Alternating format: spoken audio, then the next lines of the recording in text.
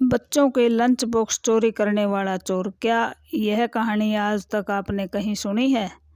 एक गांव में एक बहुत ही निकम्मा और आलसी चोर रहा करता था। वह खाने का तो बहुत शौकीन था, लेकिन काम कुछ भी नहीं करके खुश था, इसलिए वह चोरी करके खाता।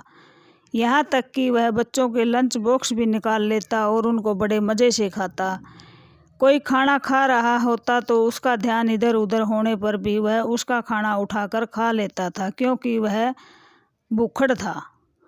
वह भूखा इस हद तक चोरी करता कि कोई अंधा भिखारी होता और उसकी प्लेट में रोटियां होती तो उन रोटियों को भी उठाकर खा लेता था। एक केले बेचने वाला बहुत ही गरीब था। वह अपने केले बेचकर गुजारा किया करता था।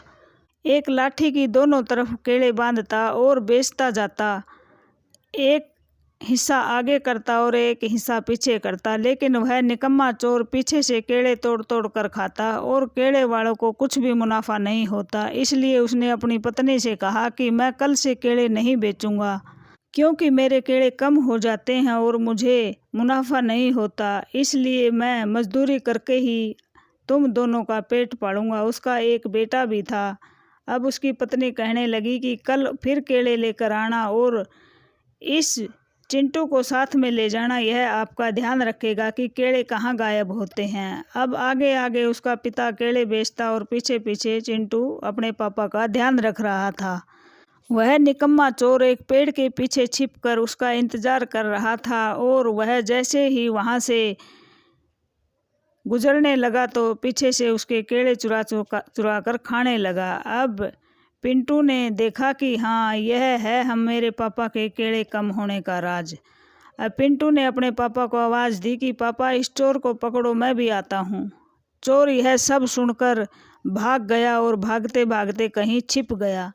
फिर पिंटू ने क्या किया कि जिस पेड़ के पीछे यह छुपता है वहीं फिर छुपेगा। एक बड़ा सा अंडा शुतुरमुर्ग का लेकर आया और उस पेड़ के पास रख दिया। वह चोर उस अंडे को देखकर बहुत ही खुश हो गया कि कई दिन का आमलेट इस अंडे में से बनेगा और मज़े से खाना। अब उस अंडे को ढूंढते हुए शुतुरमुर्ग वहां पर आ गई और उस चोर को मारने लगी। चोर डर कर भागा, शुतुरमुर्ग भी उसके पीछे भागी और वहां तक भागी जब तक वह चोर उस गांव से निकल नहीं गया। अब चोर गांव छोड़कर जा चुका था और केले वाले ने अपने बेटे पिंटू का बहुत ही धन्यवाद किया और सभी गांव वालों भी खुश हो गए पिंटू से, क्योंकि उसके दिमाग ने ही उस आलसी और निकम्मे चोर को उस गांव से भगा दिया था।